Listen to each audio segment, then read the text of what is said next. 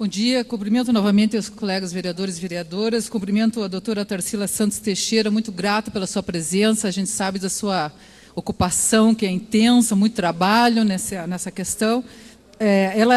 Para apresentar a promotora, ela é promotora de justiça, da Promotoria de Infrações Penais contra Crianças, Adolescentes e Idosos.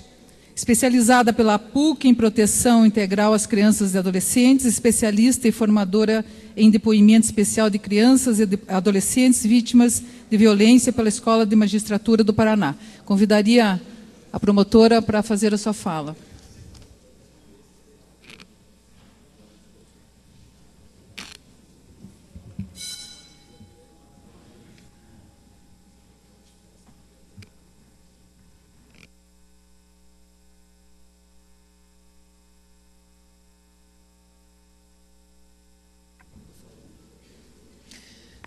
Bom dia a todos.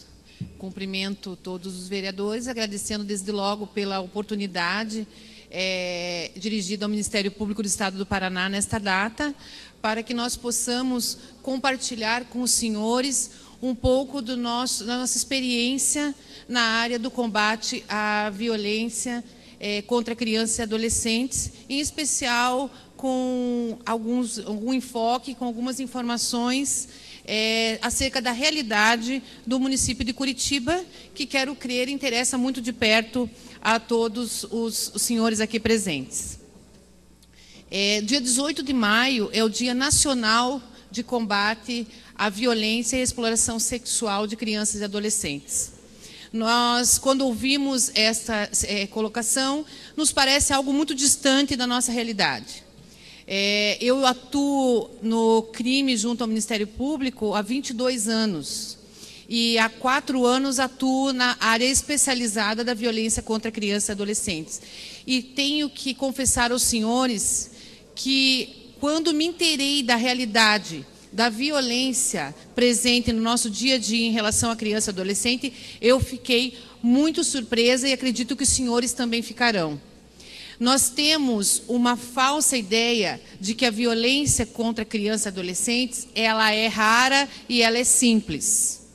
E eu posso afirmar aos senhores, e a partir de números que eu vou trazer eles, que a violência contra crianças e adolescentes hoje é o nosso maior problema no país em relação à criança e ao adolescente.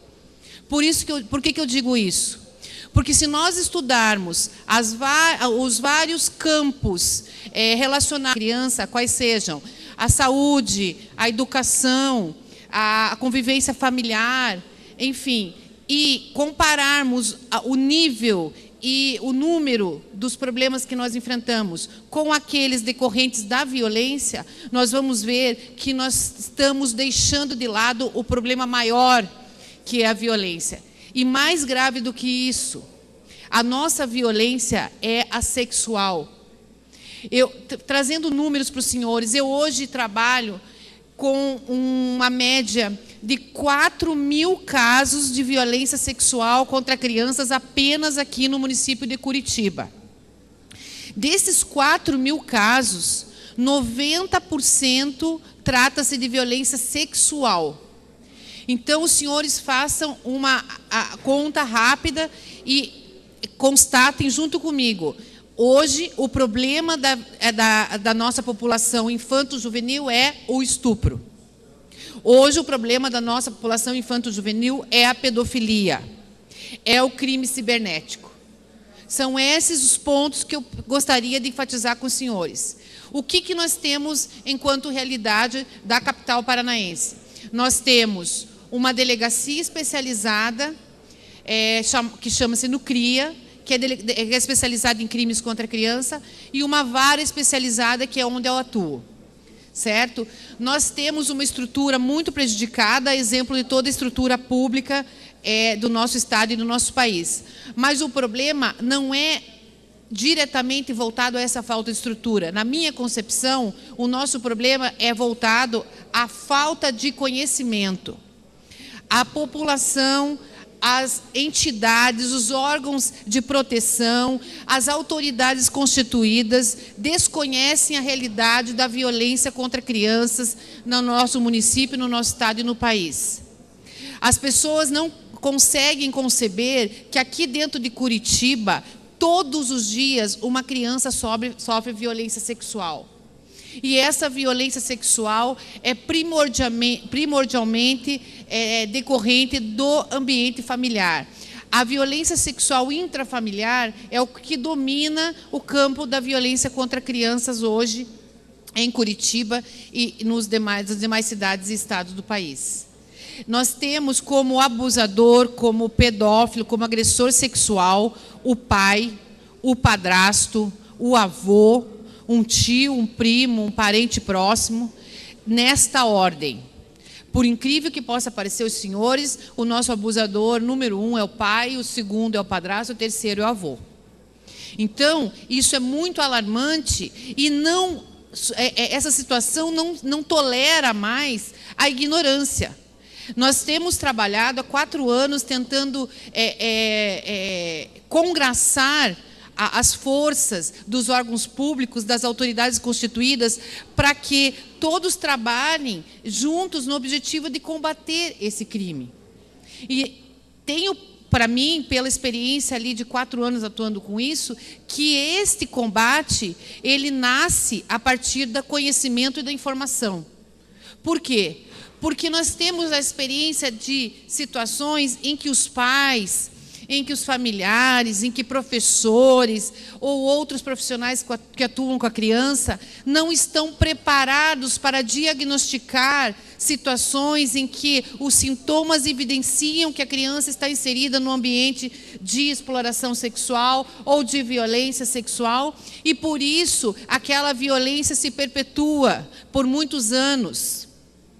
Para os senhores entenderem o que eu estou falando, e parece que isso é quase impossível, o que eu vou falar agora parece que é quase impossível de acontecer, mas é o que mais acontece.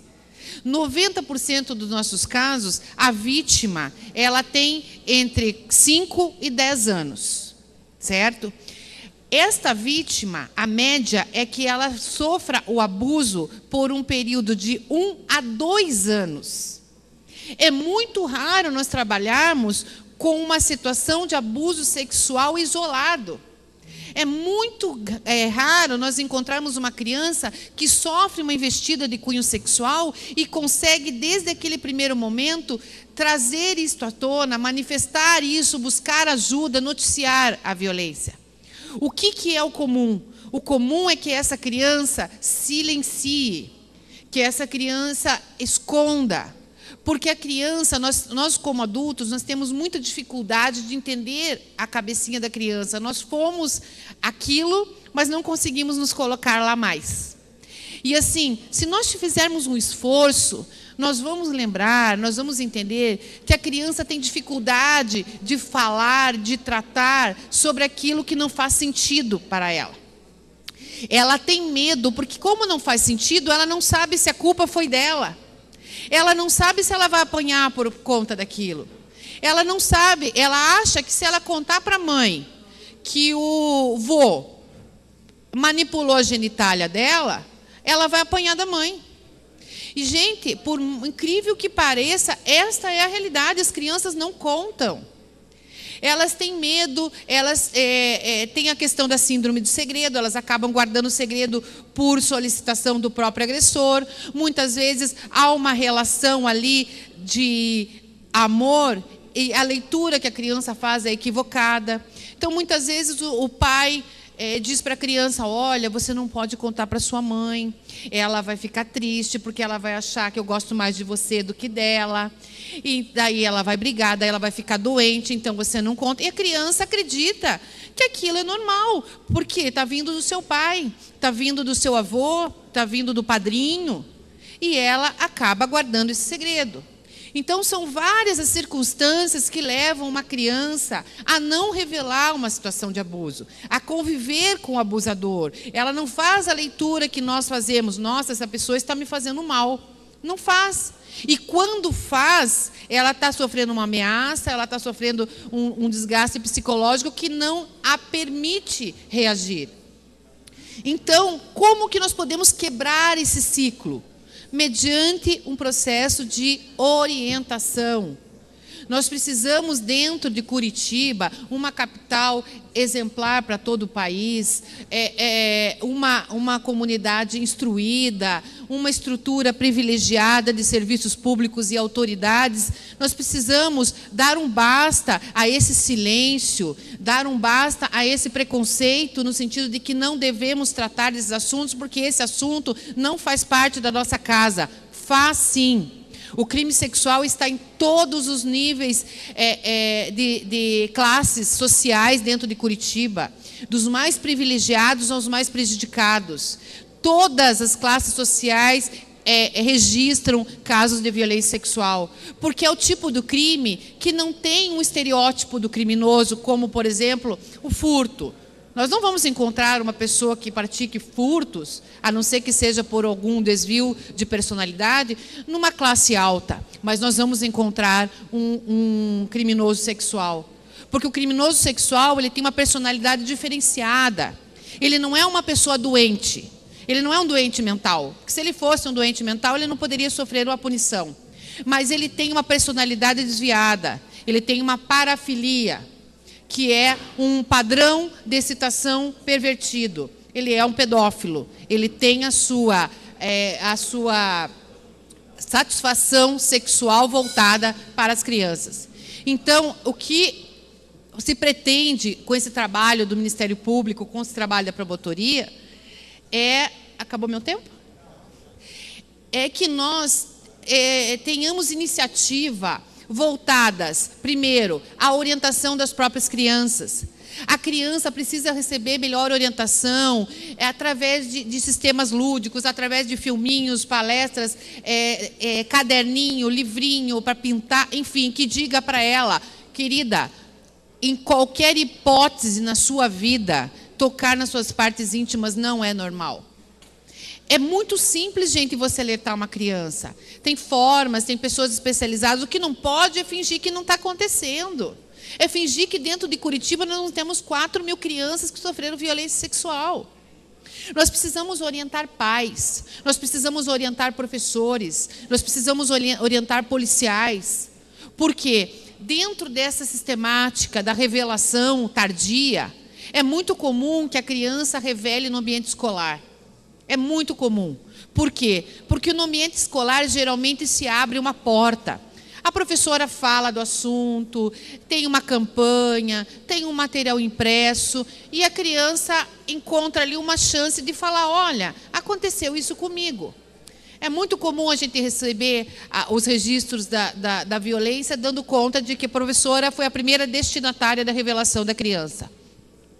Como essas professoras estão agindo? Na maior das boas vontades, estão agindo de forma incorreta. Estão abordando essa criança sistematicamente. A criança conta para a professora, depois a professora leva para a diretora, manda contar para a diretora, chama o conselho tutelar, manda contar para o conselho tutelar. Isso é completamente errado. Mas elas não sabem. Elas acham que estão ajudando. Nós não devemos fazer abordagens múltiplas à criança, porque a abordagem múltipla é interpretada pela criança como necessidade de maiores informações, ela acaba acrescentando algo que não é verdade. Outra coisa, ela acaba sendo sugestionada, ela acaba recebendo informação que ela não tinha e agrega ao seu discurso. E isso acaba contaminando a prova mais importante, que é o depoimento da criança. Então, há uma preocupação muito grande hoje com essas duas questões, a orientação de profissionais e a orientação da própria criança. Segundo ponto, eu vou falar de 3 pontos. Então, quanto tempo eu tenho? Ah, tá ali. Olha, isso para mim é um castigo. Um castigo, esse reloginho ali. Tá. Só 2 pontos importantes. O segundo problema muito sério que nós temos, e aqui eu até peço desculpa pela ausência da instituição da Polícia Civil, mas bem representada pela doutora Maria Letícia, médica perita do ML, no sentido de que Curitiba está passando por uma crise no que diz respeito à Polícia Civil especializada na área da criança e adolescente. E isso eu digo, sustento e assino. Eu estou há 4 anos lutando para vencer um passivo de inquéritos policiais que não tem fim, porque a sistemática da Polícia Civil não permite, como na promotoria. Na promotoria nós chegamos lá, nós criamos mecanismos, estratégias, metas, nós temos que vencer, nós temos que acabar, nós temos que evoluir. E isso não consigo que isso aconteça dentro da Polícia Civil, porque troca delegado, sai delegado, entra delegado, onde tinha que ter 3, tem 1, e sai funcionário, o delegado sai, leva equipe, leva viatura, leva o vaso sanitário, leva tudo. Então, assim, gente, está muito complicado. Nós temos uma delegacia especializada, nós tínhamos que ser referência na investigação. O Ministério Público, o Judiciário, não pode atuar de forma efetiva e eficiente se depender de uma Polícia Civil que não está conseguindo dar conta. Se eu contar para os senhores que eu abro um inquérito policial que noticia que uma criança sofreu abuso sexual com penetração vaginal, anal, em 2009, 2010, e até hoje a Polícia Civil não ouviu o agressor, até hoje essa criança está convivendo com ele, até hoje o laudo não foi juntado ao inquérito, como que nós vamos trabalhar dessa forma? O Ministério Público não pode assumir 100% dessa investigação. Eu sou uma promotora, eu tenho uma vara inteira. A minha pauta de audiência, nós fazemos julgamentos todos os dias. E aqui, com isso, eu não estou fazendo queixas, eu só estou querendo mostrar para os senhores a realidade. A nossa pauta de audiência está em 2018. Nós fazemos julgamentos todos os dias. Não tem folga na segunda, folga na sexta, é todos os dias. Eu não posso assumir essa parcela da investigação que a Polícia Civil não está fazendo. Então, nós precisamos pensar numa solução para que a nossa investigação especializada funcione. Porque, por trás dessa desídia observada na investigação, muitas vezes eu tenho vítimas que estão expostas à violência e eu não estou sabendo, e eu não estou fazendo nada por elas.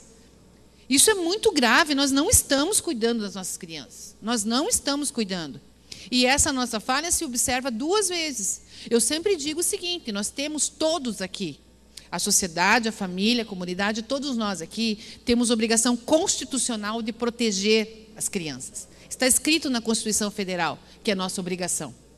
E nós não protegemos, porque ela sofreu uma violação, ela sofreu um crime.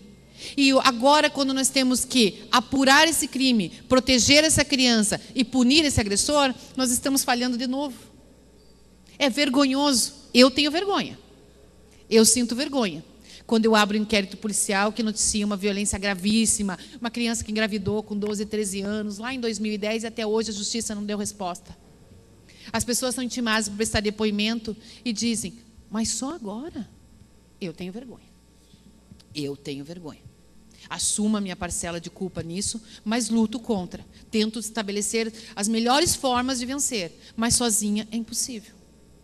Eu preciso da ajuda de autoridades. Nós precisamos criar dentro de...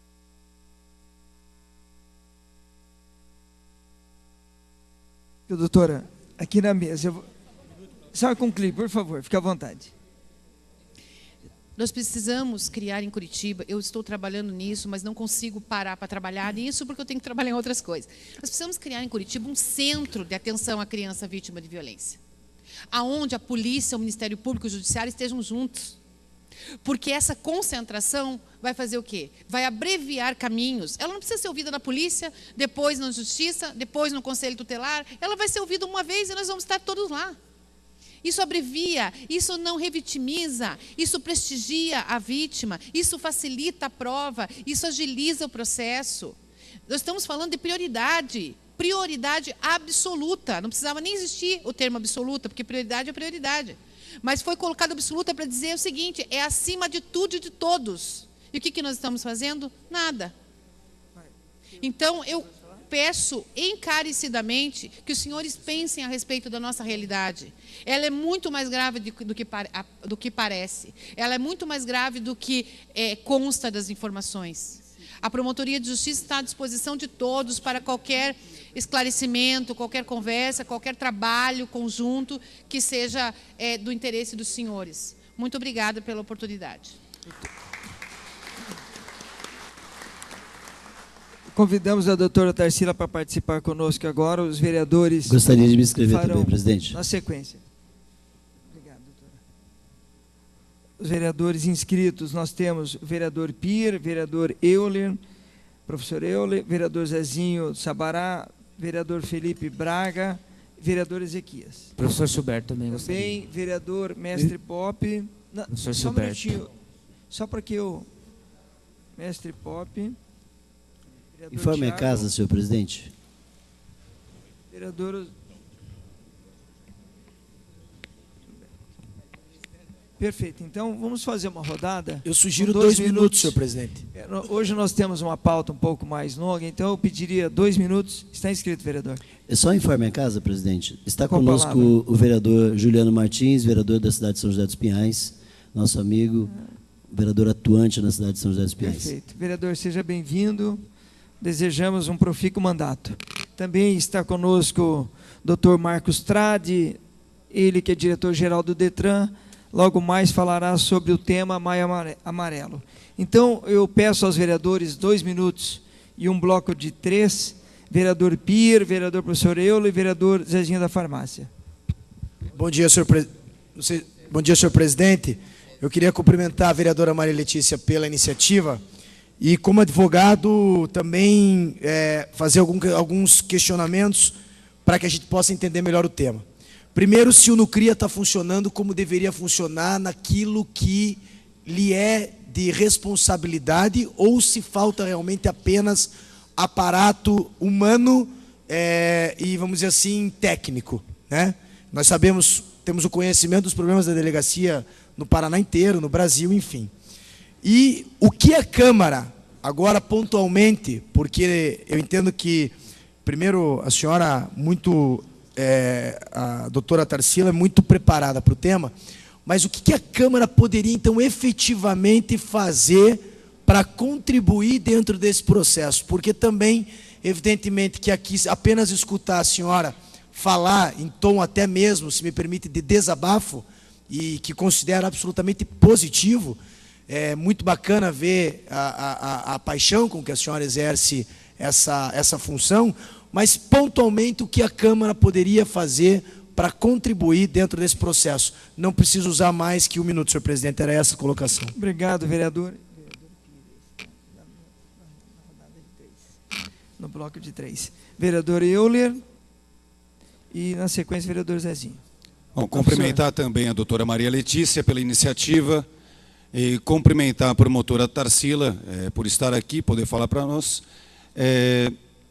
O Pierre roubou uma das minhas perguntas, mas eu queria fazer outra. Ou, na verdade, queria que a senhora fizesse um comentário a respeito da importância do projeto da doutora Maria Letícia, que ontem foi aqui aprovado por unanimidade da Casa. Ok, vereador. Obrigado, vereador Zezinho do Sabará. Bom dia, doutora. Eu quero fazer um pequeno comentário. Eu acho um absurdo o que a gente ouve, né? Que assim que existe uma denúncia, deveria ser imediatamente resolvido, porque a criança não continuasse mais, né? Mas a gente sabe que por falta de estrutura isso não acontece. E a criança continua sofrendo esse abuso, né? Que é terrível. E eu queria perguntar, assim, nas escolas, para descobrir que, sabe, que isso é uma coisa silenciosa, não tinha como fazer um projeto aí para implantar as psicólogas, para estar conversando diariamente com uma outra criança, para descobrir isso, porque senão a criança vai sofrer o resto da vida e isso não vem a ser descoberto. Então, acho que nas escolas deveria ter um investimento maior para que isso seja, quanto mais antes, descoberto, para que seja resolvido. É só isso, elogiar o excelente trabalho. Obrigado, vereador. Com a palavra, a doutora Tarsila. Quanto tempo? Pode ser um bloco de 3 ou 5? 3. Tá bom. Desculpe se... Deixa eu liberar, está liberado. Então, vou iniciar pelo vereador Pier, é um prazer conhecê-lo. Eu vou te responder a pergunta, o que vocês podem fazer por nós? Porque o que a Câmara pode fazer, na minha concepção, muitas coisas. Mas eu estou aqui justamente para saber de vocês qual é o comprometimento, qual é o interesse. Por quê? Porque há muito a fazer no âmbito de legislação municipal, inclusive com alcance a profissionais da rede de proteção. Nós sabemos que a rede de proteção ela é de âmbito municipal. Nós sabemos que a rede de proteção de Curitiba tem sérios problemas de interlocução dos órgãos. Nós temos necessidade, e eu já propus isso junto à Contiba, eu já levei isso em outras reuniões, nós temos uma necessidade aqui inafastável da criação de um banco de dados em relação a cada criança. Isso é um sistema que deve ser, já havia propostas, já havia promessas anteriores, de gestões anteriores, no sentido de aquisição de um programa, de um software que fosse alimentado pelos órgãos da rede de proteção. Para ser menos prolixa, bem objetivamente, o que nós teríamos? Eu, como promotora, eu receberia um inquérito lá da Joaninha da Silva. Minha vítima é a Joaninha. Eu iria no sistema para o qual eu teria uma senha, uma habilitação como integrante da rede de proteção. Eu vou ver o que a Joaninha da Silva tem. Nossa, a Joaninha da Silva está acolhida. A Joaninha da Silva passou por um processo de destituição do poder familiar. A família da Joaninha da Silva recebe Bolsa Família. A mãe da Joaninha da Silva foi internada no hospital psiquiátrico no ano tal. Isso é muito importante para nós sabermos com quem nós estamos lidando e qual é a realidade daquele problema. Não é uma situação isolada. O crime contra a criança não é um crime que você pontua ele com começo, meio e fim. Se os senhores sofrerem um furto, os senhores vão contar assim, bom, aconteceu assim, eu fui no mercado, deixei minha bolsa no carrinho, quando eu me virei para pegar o molho de tomate e voltei, a bolsa não estava ali, acabou. Não tem desdobramento amanhã, depois. O crime sexual, o crime intrafamiliar, ele não tem fim, porque ele pode acabar no físico, mas ele não acaba no psicológico, ele não acaba no emocional, principalmente se a abordagem for tão prejudicada como está sendo hoje. Então, o que eu espero dos senhores? Essas iniciativas. Nucria. O Nucria tem uma estrutura, tem um prédio maravilhoso, muito melhor que o prédio da Justiça. Tem sala para todo mundo, tem profissionais, inclusive capacitados, a equipe de psicologia do Nucria. Também tem curso de capacitação em depoimento especial, em abordagem a crianças vítimas de violência. O que falta no Nucria? Delegado e polícia. Falta gente para trabalhar. Quando eu entrei há 4 anos atrás, tinham 3 delegadas. As 3 delegadas de carreira com experiência na área, com comprometimento, com métodos, com estratégias. Hoje, tem 1 delegado. Tem mais de... quantos AVPs? Tem mais de 1000 AVP. AVP é autos de verificação preliminar, ou seja, antes de instaurar a investigação, eles vão verificar. Tem mais de 1000. Mais de 1000 parados. Então, esse é o complicador.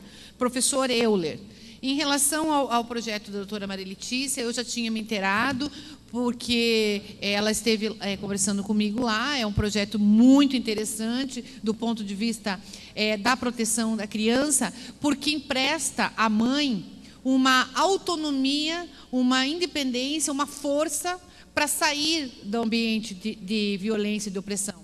Porque muitas vezes nós verificamos que algumas vezes a mãe ela é conivente com o crime, ela é omissa de forma criminosa e acaba sendo denunciada como coautora do crime de estupro por omissão.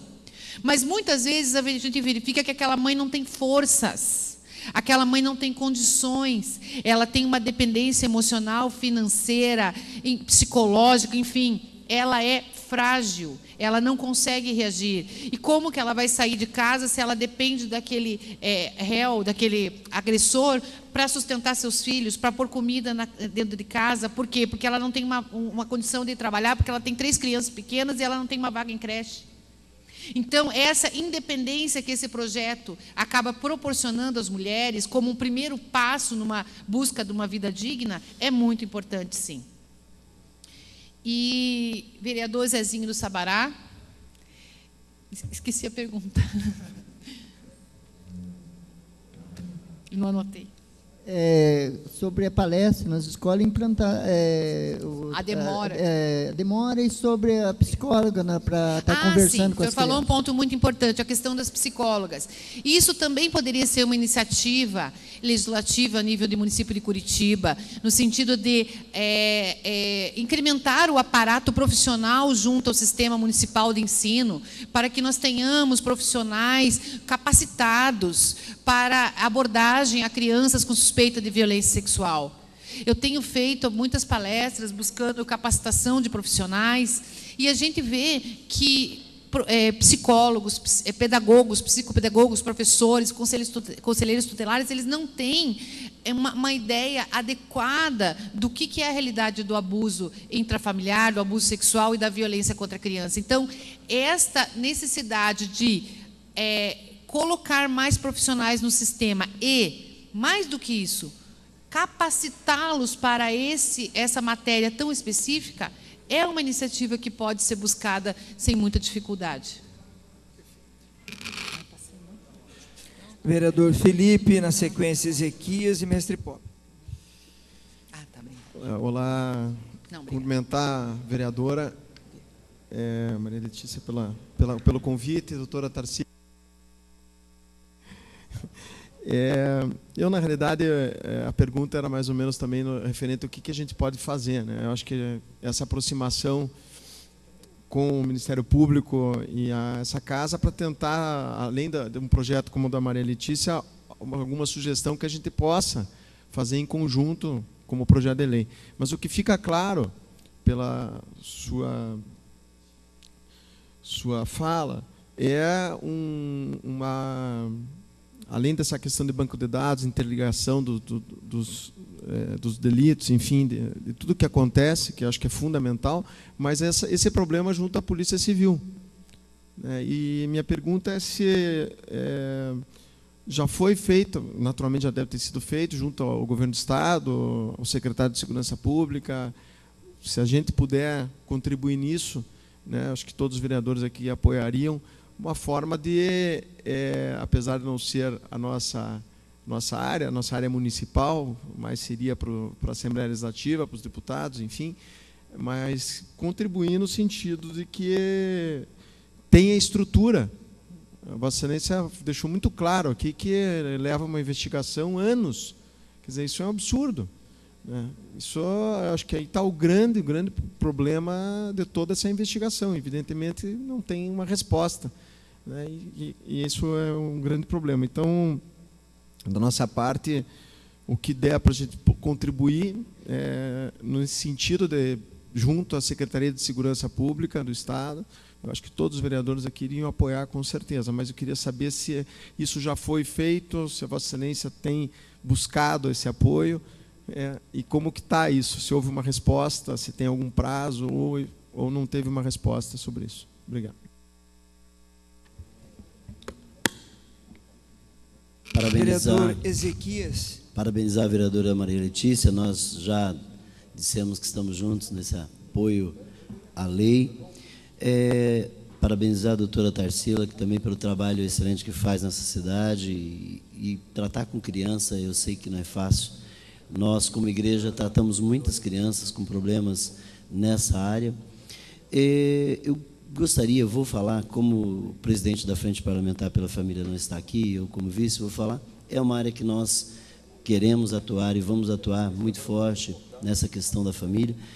O que é que a senhora entende? Para nós somos contrários ao ensino de gênero nas escolas, justamente pela erotização das crianças, e é o que a escola tem tentado fazer em muitas escolas, doutora, a erotização das crianças a partir dos 4 anos de idade, e levando muitas delas ao entendimento, no nosso entender, antes da hora, fora da hora, prematuramente, né? Então, o que a senhora entende? Nós, enquanto parlamentares, eu estou à disposição da senhora para que essa questão que a senhora colocou do Centro de Atenção às Crianças Vitimizadas pelo abuso, né, para que a gente possa ver com o prefeito, sim, buscar a possibilidade de termos em Curitiba, como nós somos vanguarda nesse país, sempre saímos à frente, vamos tentar sair na frente também, ter esse centro de atendimento, como a senhora disse, daria uma condição um tanto melhor, né, para o trabalho que a senhora e a sua equipe faz, e também de humanização dessa criança, né, dessa pessoa que como a senhora disse, não é uma coisa que acontece uma vez, ela acontece por um tempo determinado e traz os danos que traz essas crianças. A gente tem tratado crianças com 12, 13, 14 anos que estão vivendo o problema lá da idade dela de 4, 5 anos de idade, os problemas terríveis realmente. No mais, muito obrigado pela sua... Obrigado, vereador. Vereador Mestre Poppe. Bom dia, doutora. Escutei a senhora fazendo as pontuações. Eu acredito que esse tipo de pessoa, que comete o ato, o pedófilo, né, eu digo que seja uma coisa asquerosa, mediante ao vulnerável as coisas que esse indivíduo ou essa indivídua causa. E uma das coisas que eu queria perguntar para a doutora, que eu estou aqui no blog de São Paulo, do Rio de Janeiro, tem uma delegada de polícia lá do Rio de Janeiro, que é amigo da minha família, e aqui está escrito assim: mulheres pedófilas, entenda por que elas são poucos denunciadas. E, mediante a sua fala, eu percebi também que aqui a senhora não comentou relacionada à pedofilia feminina, né? E também que fica aliciando as crianças a essa prática. Por que não são... Então, dentro dessa pergunta da pergunta de São Paulo, mulheres pedófilas, por que elas são poucas denunciadas?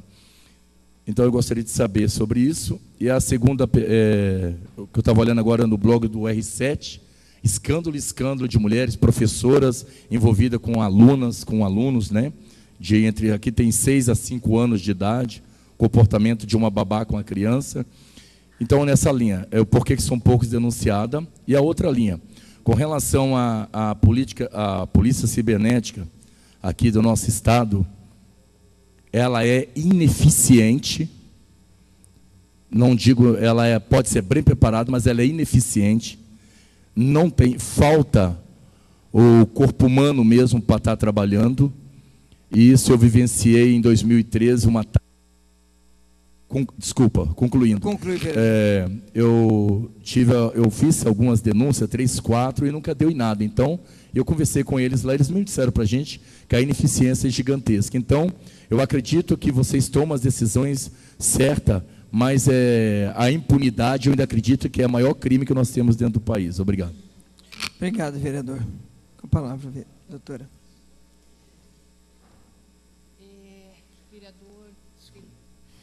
Vereador Felipe Braga Cortes, o senhor reformulou e reforçou a questão do que a Câmara pode fazer, né?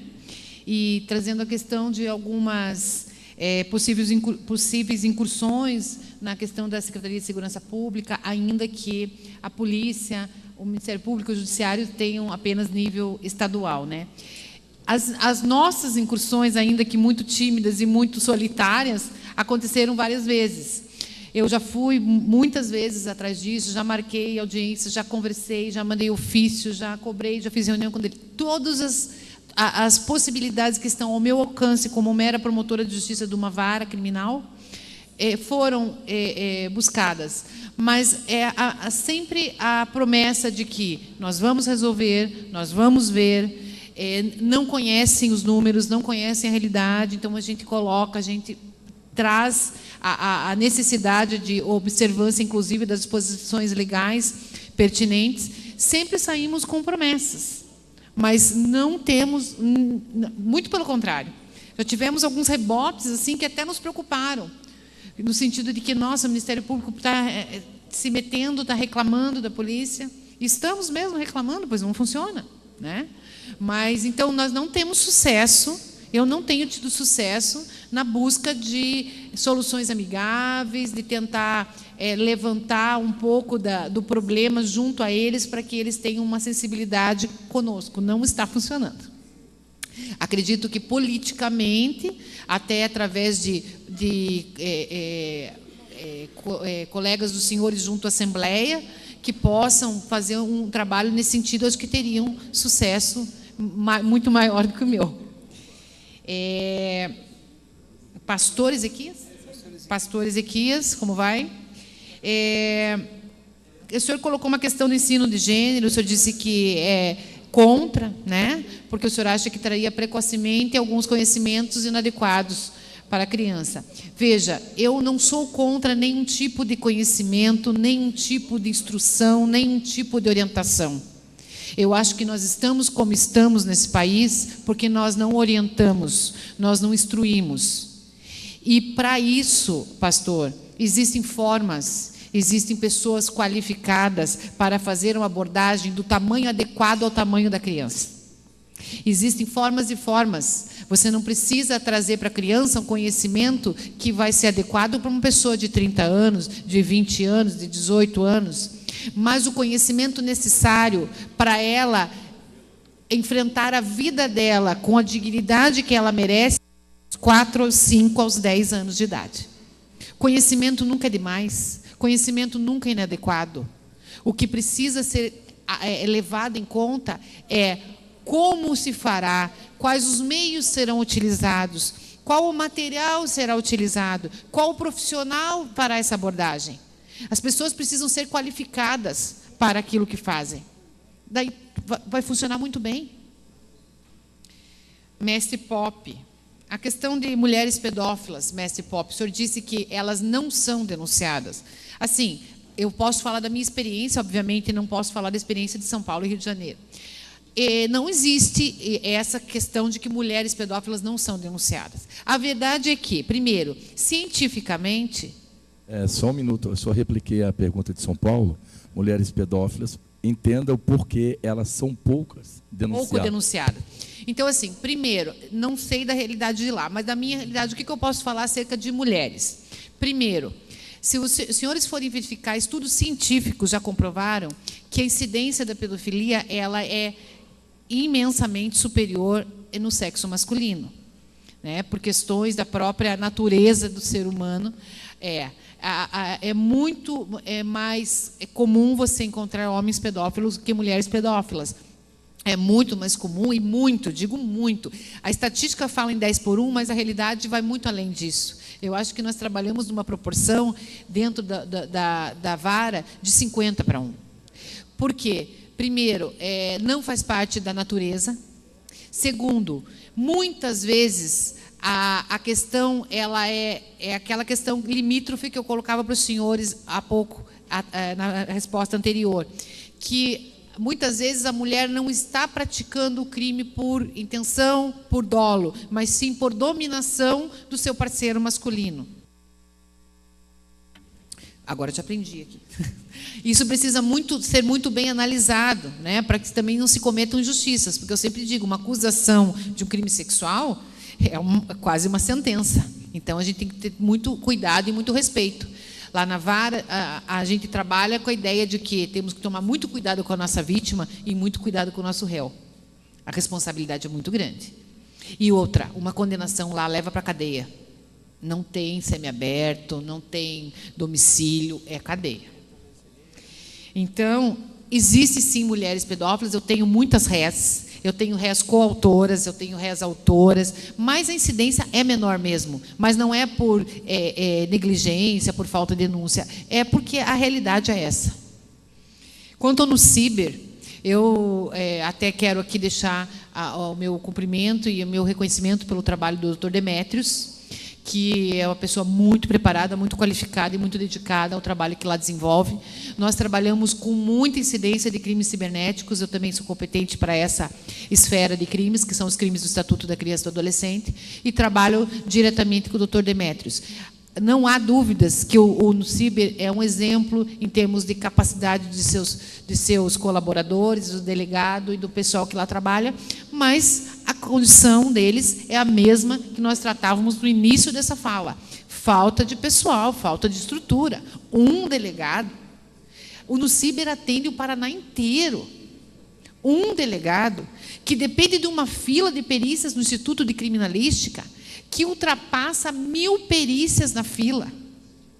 Como que o delegado vai trabalhar se ele está de braços atados esperando uma perícia? Se ele entregou o computador que foi apreendido no Instituto de Criminalística e fica 2 anos esperando a perícia do computador? Eu sei disso porque nós estamos esperando perícias há 2, 3 anos e não podemos continuar nosso trabalho, porque nós não sabemos se naquele computador tem conteúdo de pornografia infantil ou não. Eu preciso da perícia. E, novamente, nós voltamos ao problema da Polícia Civil. Instituto de Criminalística, IML, estão completamente prejudicados em termos de estrutura de pessoal e material. Não tem nem reagente no Instituto Médico Legal. É isso, né? Colei dela essa parte. Vereador Tiago Ferro, na sequência, Osias e professor Silberto. Vereador Tiago. Parabéns, doutora Maria Letícia, também muito obrigado pela presença, doutora Tarsila. É prioridade para o meu mandato este tema. E a senhora falou da questão da violação e da agressão com a criança e a interpretação dela que muitas vezes o abuso sexual pode ser considerado um ato de amor. Em cima um pouco daquilo que a senhora tocou no ponto de orientação aos professores, e o vereador Ezequias tocou na questão de ideologia de gênero nas escolas, e uma preocupação nossa, apesar de termos o comprometimento do prefeito Greca, pela inocência das nossas crianças nas escolas municipais, é que a ideologia de gênero hoje, a política e ideologia de gênero dentro das escolas, pelos professores, é que elas tenham liberdade de autoconhecimento. Então, as crianças, uma criança que foi abusada, que interpreta aquilo como amor, ela se torna um potencial, ela se torna uma criança possível de agressão a outras crianças. E aí, sim, a orientação precisa ser feita de acordo com a idade, e nós entendemos isso e queremos cobrar por isso. Dentro das nossas igrejas, usando a área que o vereador Ezequias disse, nós temos o exemplo da sargenta Tânia Guerreiro, que tem lutado por isso há tantos anos, e entendemos que a orientação é fundamental, extremamente necessária. Sargenta Tânia Guerreiro, hoje aposentada, continua tentando ajudar e colaborar de alguma maneira, contribuindo para a orientação. Mas precisa ser feito algo muito maior para todas as escolas. Eu, como líder do PSDB e pelo líder maior do Estado, o governador Beto Richa, quero me colocar à disposição para para concluir, um agendamento com o governador e também com a secretária Fernanda Richa, priorizando este tema, na cobrança, na exigência, inclusive de pessoal, para que isso possa acontecer. No Carnaval eu passei por uma situação lá na delegacia, no NOCRIA, por orientação da doutora Maria Letícia, uma criança que foi vítima, não tínhamos um médico para fazer o exame legal no Carnaval. Eu passei por essa situação. Então, me coloco à disposição. Muito obrigado. Vereador Osias, sequência, professor Silberto.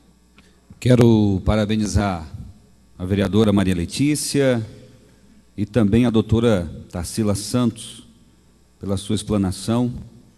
E a minha pergunta é: em 2011, foram registradas 14.625 notificações de violência doméstica, sexual, física e outras agressões.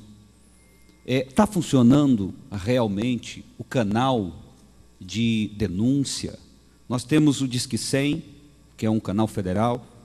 Está funcionando? Está faltando recursos? Não está funcionando. Outra pergunta é: nesse processo de evolução do nosso país, nós sabemos que estão sendo criados aí mecanismos por mentes malignas, como nós denominamos, como Teve o caso aí do Baleia Azul, desse jogo, recentemente, que todos nós debatemos e que a polícia científica, com certeza, está procurando, está inserida nesse canal e procurando essas mentes para que possamos puni-los.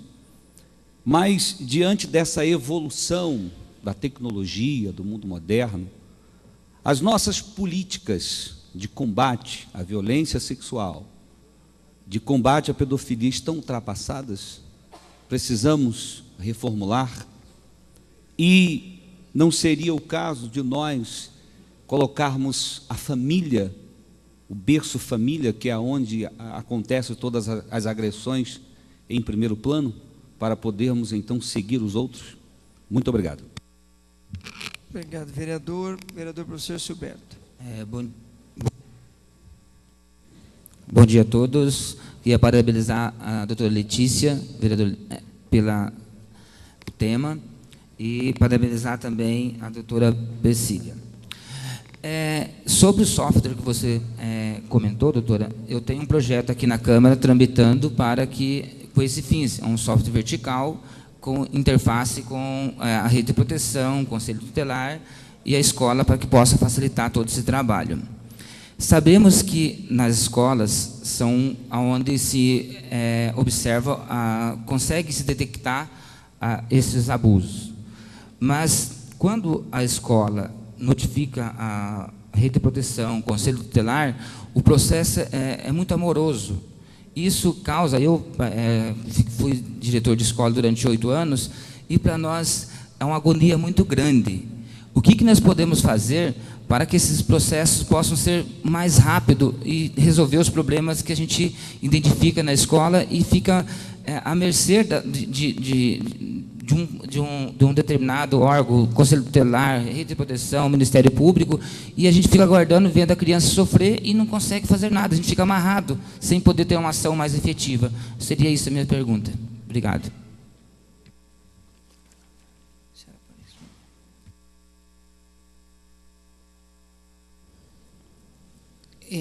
Agradeço as considerações do vereador Tiago Ferro, que, na verdade, colocou mais um comentário do que perguntas, né? Quanto à questão do pastor Osias, que fala dos canais do Disque 100, da notificação obrigatória, do funcionamento disso, da efetividade disso, né? Se os nossos meios estão sendo suficientes hoje, eu posso lhe dizer que não, por vários motivos. Tratando do Disque 100, hoje nós temos um sistema, o Disque 100 é administrado pela Secretaria Nacional de Direitos Humanos, que dentro do Paraná tem como destinatário primeiro o Centro de Apoio das Promotorias de Proteção à Criança e ao Adolescente, dentro do Ministério Público, que faz a triagem e, havendo naquela denúncia a indicação de ocorrência de crime, encaminha para a minha promotoria. Onde que nós vamos cair nesse gargalo? E aqui eu já respondo junto à pergunta do professor Silberto. O que acontece quando nós falamos de Disque 100? O que acontece quando nós falamos de notificação obrigatória, de acionamento do Conselho Tutelar pela escola, outros canais de registro de suposta agressão física ou sexual? Tudo isso vai ter que entrar num processo de investigação. Eu tenho uma denúncia, ponto final.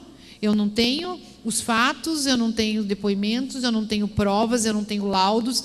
O que eu faço quando eu recebo um Disque 100? Quando eu recebo não, vou reformular. O que eu faço quando eu recebo os milhares de Disque 100? Todos os dias. Eu só posso encaminhar para o NUCRIA. Eu preciso investigar. Não sei se os senhores têm conhecimento que o Disque 100 tem 40% das denúncias são improcedentes. 40% das denúncias do Disque 100 não existe a pessoa, não existe o endereço, não é nada daquilo. Infelizmente, o nosso país ainda convive com a realidade das denúncias falsas, das brincadeiras, das irresponsabilidades com um sistema tão importante que seria o Disque 100. Então, o que a delegacia faz quando recebe o Disque 100? Ela instaura um AVP, que é aquele auto de verificação preliminar. Hoje tem 1000 parados. Isso que está me agoniando, é isso que eu quero passar para os senhores. Nós não podemos mais conviver com essa realidade. A verdade é uma só, senhores. Hoje, nós não estamos fazendo nada. Porque o nosso sistema oficial, o Disque 100, a notificação obrigatória, ela anda, para e ali ela fica parada. E aquela denúncia tão grave, que muitas vezes 2, 3, 4 anos depois a gente pega um inquérito e diz, meu Deus, eu falo para as meninas, eu falo, meu Deus, vocês viram isso aqui? Isso é muito grave. E daí, mais uma questão muito importante. Muitas vezes, as primeiras informações, as primeiras diligências policiais visando identificar as pessoas, ouvir as pessoas, trazer um mínimo de suporte probatório para a justiça, demora anos. A primeira. Os senhores podem dizer, não, mas quando instaura o inquérito, o promotor de justiça já está no sistema, porque nós fiscalizamos o inquérito. Mas ele demora para vir para mim. Às vezes fica um ano lá na delegacia sem que eu saiba que aconteceu alguma coisa, sem que eu sequer saiba, professor Silberto, que a escola acionou a polícia. Então, assim, nós temos um problema muito sério. Eu gostaria, sinceramente, de poder assumir a investigação. Eu já tentei eu fiz vários arranjos para tentar, pelo menos, amenizar. Só para exemplificar para o senhor, eu quase ajoelhei para a Polícia Militar, para o Serviço de Inteligência da Polícia Militar, para que eles me dessem 2 policiais, para que eu pegasse um inquérito que está lá de 2010, faltando ouvir a vítima. Como que eu vou processar alguém se eu não ouvir a vítima? Crime sexual é crime clandestino, não tem testemunha. Os nossos agressores sexuais não deixam vestígios materiais, não é, doutora? Eles fazem tudo com uma criança e não deixam marca, porque a penetração é rara. Nós temos felação, nós temos manipulação do corpo com a mão, manipulação da genitália, sexo oral, enfim, tudo que não deixe marca. Então, se eu não tiver um depoimento, uma versão da vítima, eu não tenho nada. Daí eu pego o inquérito que traz uma notícia muito séria, inclusive vamos hipotetizar assim, uma gravidez, e a vítima não foi ouvida, eu não sei o que aconteceu. O que eu faço? Eu falo, não, vamos chamar a Polícia Militar, vamos pedir para achar essa vítima, vamos fazer buscas de endereços. Até quero registrar aqui, as meninas trabalham comigo, minhas assessoras, a Daniele Fornes e a Agda Zorzan, que o dia que vocês precisarem de uma boa assessora, não procurem por elas, porque eu não vou entregar. Então, eu falo para as meninas, vamos fazer pesquisa de endereço. Elas ficam, às vezes, horas pesquisando em bancos de dados, em bancos cadastrais, para achar endereço, daí acha 3, 4, 5 endereços, pede para a Polícia Militar, vai lá, traz aqui até a promotoria. Nós ouvimos na promotoria para conseguirmos reunir os elementos para trabalhar naquele inquérito. Isso é um absurdo. Se eu for fazer isso em todos os inquéritos, eu realmente não tenho para que lado correr. O senhor me entendeu? Há um mês atrás, para ser mais exata, no dia 15 de março, eu passei por uma correição na minha promotoria, da Corregedoria Geral do Ministério Público. Sabe por que eles foram na minha corregedoria, na minha promotoria? Porque eu chamei. Eu estou no Ministério Público há 20 e tantos anos, eu sei que promotor, que juiz, tem pavor de corregedoria. Eles querem corregedoria longe, porque a corregedoria é o órgão de fiscalização. Pois eu fui lá e disse, eu quero que vocês vão na minha promotoria. Eu quero que vocês vão ver o que está acontecendo com o sistema de justiça e me digam o que eu faço. E eles foram, e eles concordaram comigo. O nosso problema está totalmente ligado à ineficiência da Polícia Civil. Falei tudo, com a palavra, a vereadora professora vereadora Noemi Rocha, Maria Manfron. Falei tudo, com a palavra, a vereadora professora vereadora Noemi Rocha, Maria Manfron e Oscalina do Povo. Muito obrigada, senhor presidente. Quero parabenizar a vereadora Maria Letícia por esse tema tão importante aqui nessa casa. Parabenizar a doutora Tarsila Santos Teixeira, achei diferente seu nome, promotora de Justiça da Promotoria de Infrações Penais contra Crianças, Adolescentes e Idosos. Celebrar também o dia 18, né, o Dia Nacional, mas eu estou preocupada com a sua fala, doutora Tarsila. Que bom. Justamente, me sinto também, vou fazer meia-culpa, da incompetência do governo, né, nessa área tão prioritária que é o cuidado com a criança. Envergonhada de ver o governo do Estado, o senhor Beto Richa, tratando um tema tão importante quanto o cuidado das nossas crianças. Penso também que há uma necessidade de um resgate dos valores eternos da família.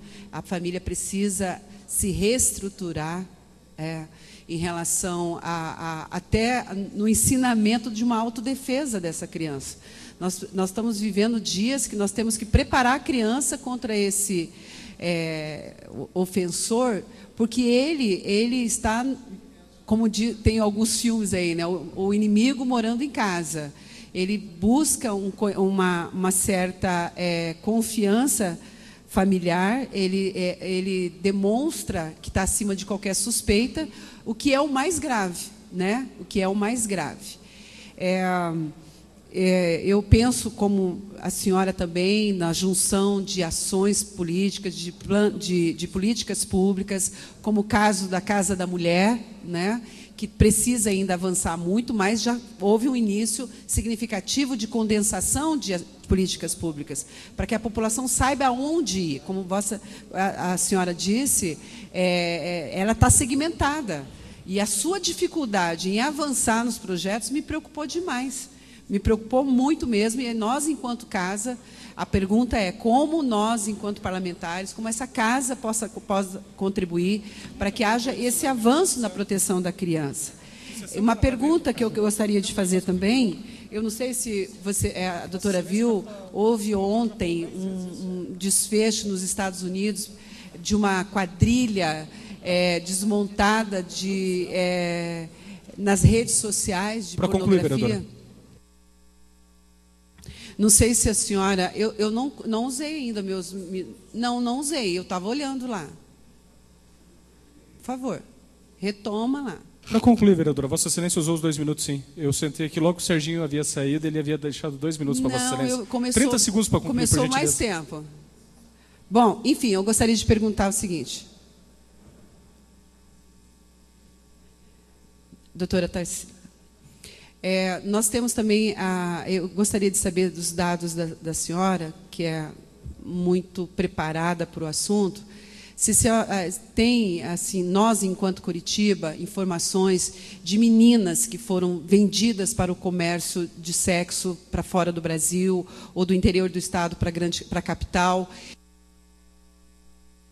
e muitas vezes com a anuência da família. Tem esses dados para que a gente possa trabalhar sobre isso. Muito obrigada.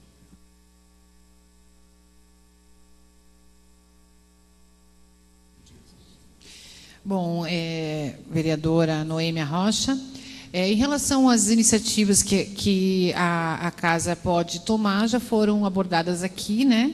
Então, seriam tanto as questões de busca de apoio das autoridades constituídas, do Estado e do município, e ações voltadas ao incremento das atividades de orientação e capacitação de profissionais.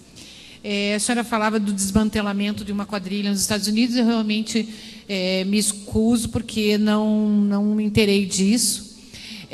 Nós sabemos que no Brasil existem hoje investigações bastante complexas acerca dessas quadrilhas envolvidas com crimes cibernéticos, né? Não há nada muito oficial no sentido de divulgação, até porque a partir do momento que divulga já não tem sucesso nenhum, né? Então a gente sabe que essas investigações são sempre muito silenciosas, mas que há uma estrutura criminosa virtual muito forte, muito forte. Nós nos crimes, nos processos pontuais que nós atuamos, nós vemos que sempre há indícios de uma ligação superior nesse nível de crime.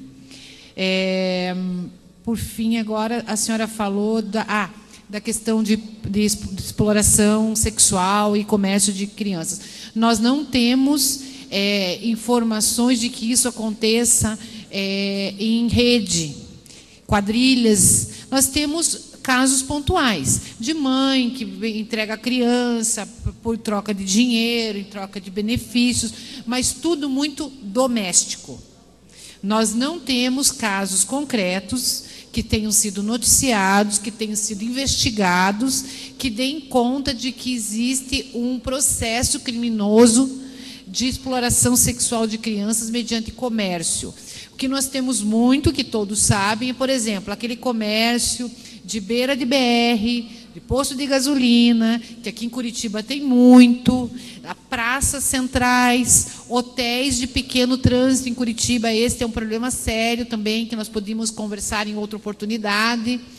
Nós temos uma criminalidade baseada nessa pobreza e instalada nesse pequeno mundo aí central de Curitiba, que é muito grave, muito grave.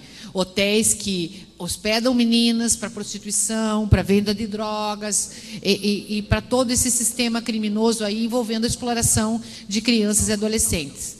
Mas, do ponto de vista de organização, nós não temos isso dentro da nossa realidade. O que temos é muita gente blasfemando nesse sentido. Vereadora Maria Monfron, na sequência, vereadora Oscalino do Povo. Bom dia, quero parabenizar a doutora Maria Letícia por tão importante debate aqui nesta casa. E a doutora Tarsila dos Santos também, fiquei preocupada, até me sensibilizar com ela, porque eu vi que ela fica muito sensibilizada com a situação, né, que muitas vezes não pode até fazer nada. Mas a minha preocupação também é como tem crianças, adolescentes e idosos também que sofrem por isso, né? Que sabe que talvez não é na mesma quantia, mas eles sofrem também. Então, a minha pergunta seria assim, e como são tratadas essas pessoas, as crianças, os adolescentes, né, que sofrem, e se existe alguma punição para essas pessoas, quando que já é confirmada a situação, né, e se tem algum tratamento que possa ser feito em família, para que isso possa melhorar a situação desta família, para reintegrar essa família para a própria criança, né? Muito obrigado e, olha, muito sucesso nessa caminhada e o que a gente puder fazer, estamos aqui. Muito obrigada. Vereadora Oscalino. Doutora Maria Letícia, bom dia, cumprimentando a senhora, cumprimento esta esclarecedora a nível de Paraná e outros longínquos da sua realidade vivida na pele no dia a dia, promotora doutora Tarsila. Eu quero dar uma sugestão, de repente a senhora já ouviu tanto, mas ouvindo e percebendo as dificuldades em função do aumento da droga, o aumento de tanta barbaridade e a economia muito fragilizada, de repente uma audiência pública a nível tripartite, né, municipal, estadual, federal, e até mesmo envolver os segmentos organizados para que possa fazer uma força-tarefa de haver um combate mais excessivo. Então fica aí a minha sugestão e parabéns por a senhora dar as mãos por esse objetivo tão especial, preferencial, que é preservar a vida, principalmente das crianças e das mães vulneráveis.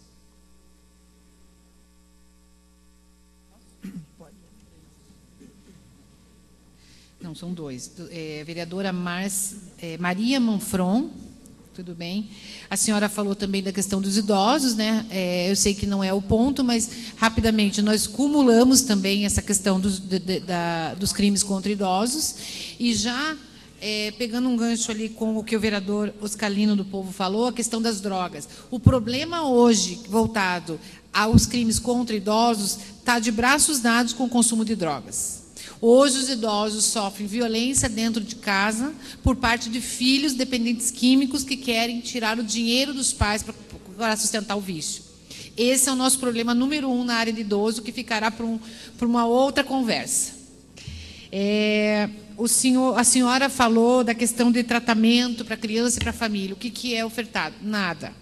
Oficialmente, numa abordagem qualificada, especializada, específica, nada. Quando eu cheguei aqui, eu tive notícias que no passado, então, quando eu cheguei na vara, era 2014, que no passado próximo daquela época, ou seja, em 2013, havia em Curitiba um CREAS especializado em violência contra crianças. E que esse CREAS tinha sido fechado. Então, hoje, nós não temos em Curitiba uma estrutura de atendimento, de apoio a essa criança, a esse adolescente vítima de violência, principalmente sexual, que é o nosso carro-chefe. Isto é um absurdo, porque você diz assim, não, mas acontece que você encaminha para o CREAS. O CREAS é o centro de referência de assistência social especializada. Gente, o sistema não dá conta da demanda. Se eu estou falando para vocês que eu tenho hoje 4.000 feitos envolvendo violência, quando é que eu vou colocar esses 4.000 vítimas? E muito mais grave, muito mais triste. Algumas que entram no sistema, porque uma coisa que eu faço questão de perguntar para a minha vítima, quando eu faço a oitiva dela no processo judicial, ao final da inquirição, depois que ela me conta os fatos e tal, eu pergunto, querida, me diga uma coisa, eu sei que isso a gente não esquece, é uma coisa que você vai levar para a sua vida toda, mas como você está trabalhando com isso hoje? Como isso está na sua cabeça? Como isso está presente na sua vida? Você superou no sentido de conseguir deixar numa gaveta fechada? Ou isso está todo dia martelando na sua cabeça? A maioria, obviamente, acho que mais de 90% das vítimas dizem a mesma coisa. Não, eu não consigo esquecer, isso me incomoda. Eu tenho medo de sair, eu tenho medo de homem, eu tenho medo de escuro, eu vou mal na escola, enfim. Que tipo de atendimento você teve? A maioria diz nenhum, não tive nenhum encaminhamento. Essa semana um pai ainda disse para mim, ele falou assim, quando eu fui registrar a ocorrência, me disseram que minha filha ia ter um atendimento, fazem 5 anos que eu estou esperando.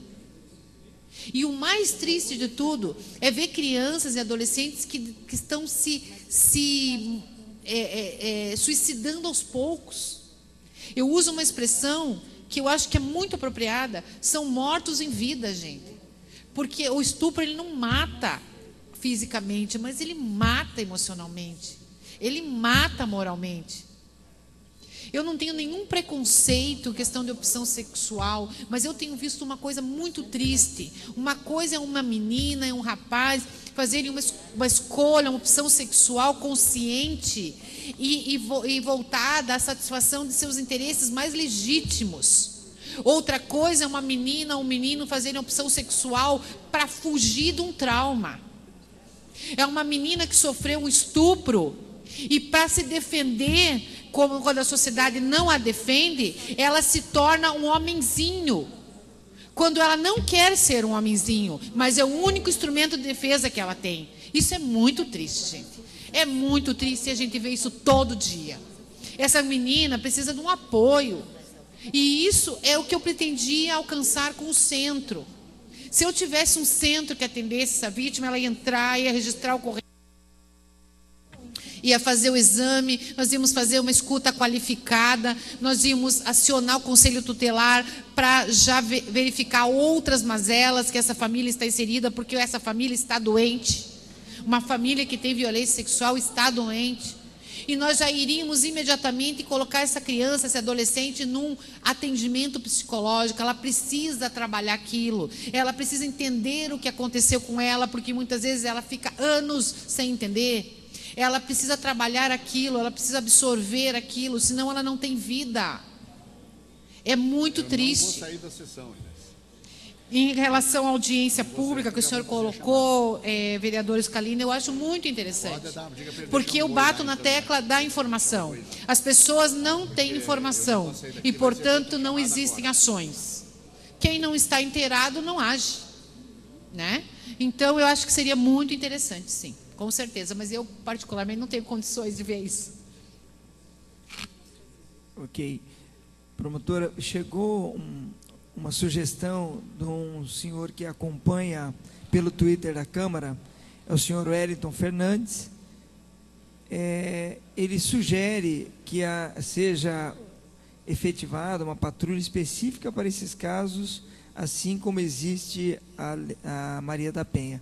Então, a sugestão de um ouvinte e que ele está participando através do sistema online da Câmara, o Twitter, então ele fez essa sugestão. É o senhor Eliton Fernandes. Eu só vou comentar rapidamente a sugestão do ouvinte Wellington, até para prestigiá-lo, né? Veja, claro que uma patrulha específica iria contribuir muito, mas eu não sei se neste momento e nessa realidade que nós estamos enfrentando, isso seria efetivamente a providência que melhor encararia o problema nesta fase. Porque, como eu dizia para os senhores, o crime sexual, a violência contra a criança, ela é um crime clandestino. É um crime que acontece nas paredes da casa. Eu lembro quando eu era criança, minha mãe dizia para mim, cuidado com o terreno baldio e cuidado com o escuro, não volte para casa à noite. Isso não existe mais, senhores. Isso não existe mais. É claro, acontece um caso ou outro, eu acho que esse ano nós tivemos um caso de violência extrafamiliar, mas hoje a violência está dentro de casa, está no ambiente familiar, está sendo praticada por aqueles que deveriam proteger, está sendo praticada num ambiente de dominação moral e emocional que a vítima sequer se dá conta de que está sendo objeto de uma exploração sexual. Então, assim, quero crer que dentro dessa realidade de hoje, uma atuação de polícia, de patrulhamento, não teria tanto sucesso como uma ação que consiga entrar nessas casas, entrar nessas famílias e falar a verdade, que a polícia, infelizmente, não vai conseguir fazer.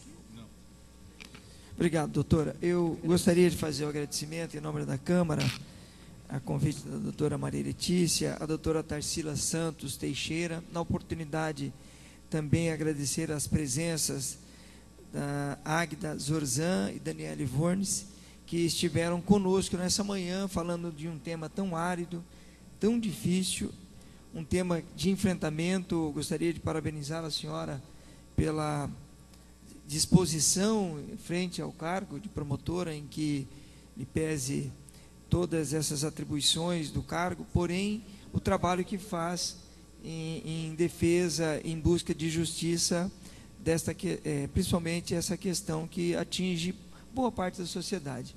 É um tema muitas vezes invisível para a sociedade, mas muito latente no dia a dia da população. Então fica aqui os nossos agradecimentos em nome da Câmara Municipal, ficamos à disposição também da senhora, e mais uma vez agradecendo sua presença por estar disposta a debater e atender aos vereadores. Muito obrigado mesmo, doutor.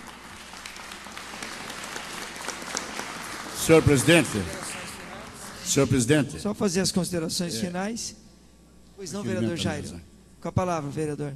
Senhor presidente, até peço escusas, mas eu não poderia aqui deixar de cumprimentar a vereadora Maria Letícia por trazer hoje aqui nesta casa uma pessoa tão importante como a nossa promotora, e dizer de que a sua vinda nesta casa, nós entendemos muito bem que foi para pedir um apoiamento junto ao governo para o reequipamento da Polícia Civil e da Polícia